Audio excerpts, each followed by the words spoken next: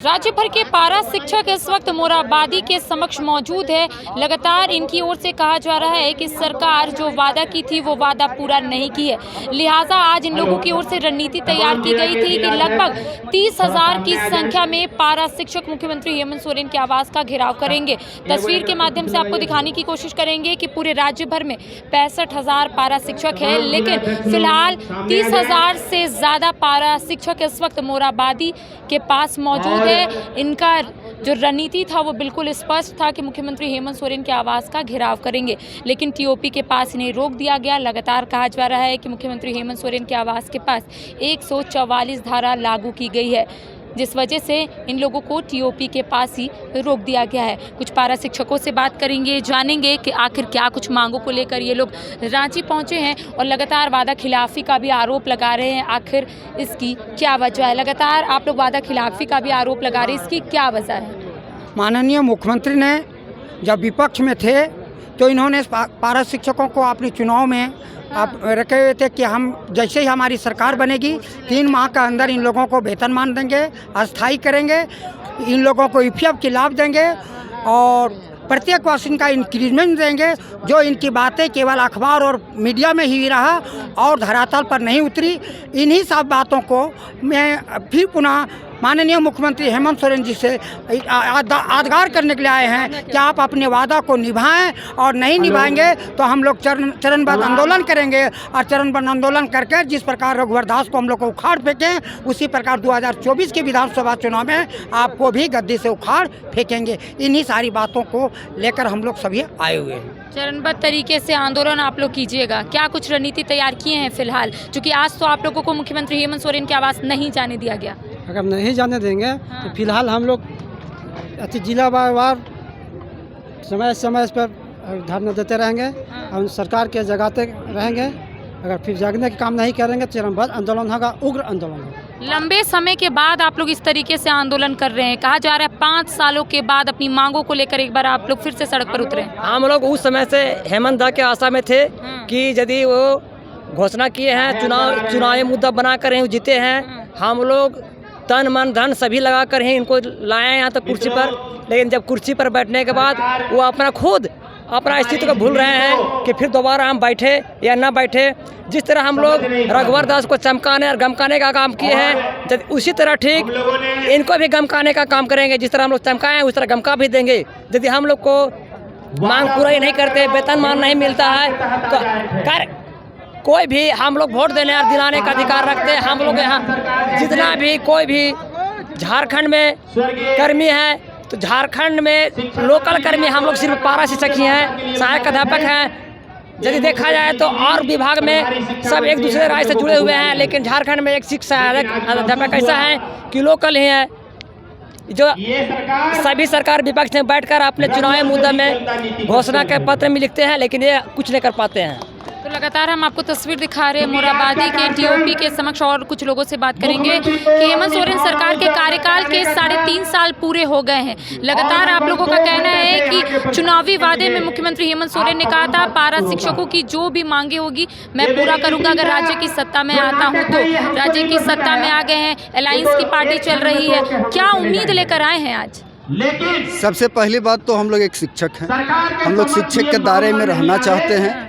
चुनाव के पूर्व हेमंत सरकार, अभी जो वर्तमान सरकार है, पूरी जनता से किसी न किसी प्रकार का वादा किया और आज तक किसी भी प्रकार का वादा उन्होंने पूरा नहीं कर पाया।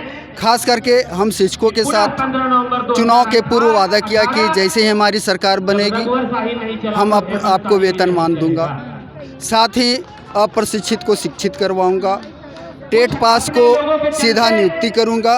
लेकिन सारे वादे को भुलाते हुए ये सरकार नाकामी सरकार हो गई है, किसी की बात सुनती नहीं है। नियमावली को भी लेकर आप लोगों का कहना था कि कुछ बिंदुओं पर काम नहीं की है सरकार। जी हाँ, बिल्कुल ये सत्य है। कुछ नियमावली भी पूर्व में तैयार की गई थी, उसमें कुछ बदलाव करने की भी जरूरत थी, जिस पर आज तक किसी भी प्रकार का कोई काम नहीं किया जा सका। आगे क्या कुछ रणनीति रहने वाली है शिक्षकों की? अभी फिलहाल हम लोग एक शिक्षक हैं, शिक्षक के हिसाब से सरकार से अपना हक और अधिकार मांगने आए हैं।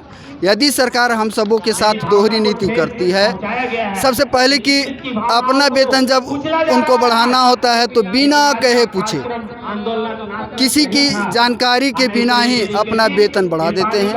हम लोग 20 सालों से ये आंदोलन करता आया और आज तक केवल छलने का ही काम किया गया है। किसी भी प्रकार का वादा जो किए हैं वो आज तक पूरा नहीं किया। इतना बड़ा जो आंदोलन देखने को मिल रहा है, कितने सालों के बाद आप लोग सड़क पर उतरे? कहा जा रहा है 5 सालों के बाद आप लोग सड़क पर उतरे। ये 2018 में एक ऐतिहासिक आंदोलन रहा। उसके बाद से आज सरकार के वादा खिलाफी वादों से तंग आकर हम लोगों ने फिर ये रणनीति तय की है कि अगर सरकार हमारी मांगों को पूरा नहीं करती है तो 2018 की जो आंदोलन है फिर से दोहराया जाएगा। शिक्षक ही भविष्य बनाते हैं और फिलहाल शिक्षकों का ही भविष्य अंधकार में है, आप लोगों का कहना है। देखिए, जब शिक्षक ही अंधकार में रहेंगे तो हम दीपक किसे देंगे? माटी की सरकार है झारखंड में, माटी की सरकार हम लोगों ने बड़ी उम्मीद से बनाया था। इस सरकार के बनाने में हमने रघुवर दास की उस तानाशाही सरकार को जमींदोज करके एक विशेष आशा और उम्मीद के साथ झारखंड में लोकतांत्रिक सरकार बनाई थी जो जनता के प्रति, हम लोगों के प्रति संवेदनशील हो। तो ये संवेदनशील सरकार थी। इन्होंने वादा किया था कि हमारी सरकार बनते ही 3 महीने के अंदर पारा शिक्षकों को वेतनमान दिया जाएगा, उनको पूरी सम्मान दिया जाएगा। वे अत्यंत कम मानदेय में उन सुदूरवर्ती क्षेत्रों में काम करते हैं जहां पर सरकारी मिशनरी भी फेल हुआ करता था। आज वहां शिक्षा का स्तर इन्होंने उठाया, लोगों के जीवन स्तर को उठाया। शिक्षा से लोगों को नक्सलवाद जैसे क्षेत्रों में शिक्षा के से उन लोगों के नक्सलवादियों के क्षेत्रों में जागरूकता पैदा किया, लोग मुख्य धारा में जुड़ते गए। वैसे लोगों के साथ इस तरह का अन्याय होना निश्चित रूप से दुर्भाग्यपूर्ण है। हम लोगों के मोराबादी झारखंड के स्थापना दिवस में पूरी प्रशासनिक व्यवस्था होने के बाद, पुलिस फोर्स के बाद भी हम लोगों ने रघुवर दास की तानाशाही सरकार को काला झंडा दिखाया। आंदोलन के इतिहास में पहली बार बड़ी संख्या में लोगों को, महिलाओं को भी जेल भेजा गया, आंदोलनकारी भी जेल भेजे गए। झारखंड के इतिहास में ये पहली घटना थी। तो निश्चित रूप से हम सरकार से उम्मीद करते हैं कि आपने जो वादा किया है, हमें झारखंड राज्य के 62,000 पारा शिक्षकों को वेतनमान दिया जाए, और नहीं तो हम लोग आंदोलन की राह में आगे बढ़ेंगे और हम लोग संघर्ष की पराकाष्ठा को पार करके वेतनमान लेंगे। ये हमारा दृढ़ संकल्प है। आज हम लोगों ने वादा पूरा करो हेमंत सरकार के तहत ये कार्यक्रम किया था। ये एक रचनात्मक कार्यक्रम था, हमारा कोई आंदोलनात्मक कार्यक्रम नहीं था। हम लोग सरकार को जगाने आए हैं। अगर सरकार सोई रही तो हम इससे भी बहुत बड़ा आंदोलन करेंगे, मोराबादी 2 अपनाएंगे। और हम लोगों ने घोषणा कर रखा है कि 15 नवंबर 2023 को अगर सरकार हमारी बात नहीं मानती है तो हम पुनः 2018 के आंदोलन को दोहराएंगे। तो झारखंड की हेमंत सोरेन सरकार ने अपने कार्यकाल के 3.5 साल पूरे कर लिए हैं। तमाम जो पारा शिक्षक है उनका कहना है कि चुनावी वादे में मुख्यमंत्री हेमंत सोरेन ने कहा था कि जब वो राज्य की सत्ता में आएंगे तो पारा शिक्षकों को वेतनमान देंगे। इनका कहना है कि 2018 में जिस तरीके से हम लोगों ने आंदोलन किया था, वैसा ही आंदोलन 15 नवंबर झारखंड का स्थापना दिवस है, उस दिन उसी तरीके से आंदोलन करेंगे और सरकार तक अपनी आवाज़ को पहुंचाने की कोशिश भी करेंगे। अब देखने वाली बात होगी कि मुख्यमंत्री हेमंत सोरेन पारा शिक्षकों के लिए क्या कुछ ठोस कदम उठाते हैं। फिलहाल मुझे दे इजाजत, सहयोगी विकास के साथ करिश्मा सिन्हा। वेलकम टू चाचा मामा दंगल।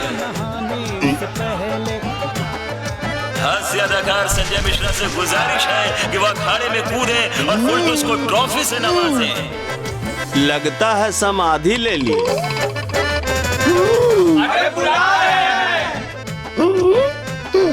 अरे बोल रहे हैं कि बुला लो। टॉप टेक सीमेंट, जो जोड़े तो छोड़े नहीं, मजबूती ही हमारी पहचान।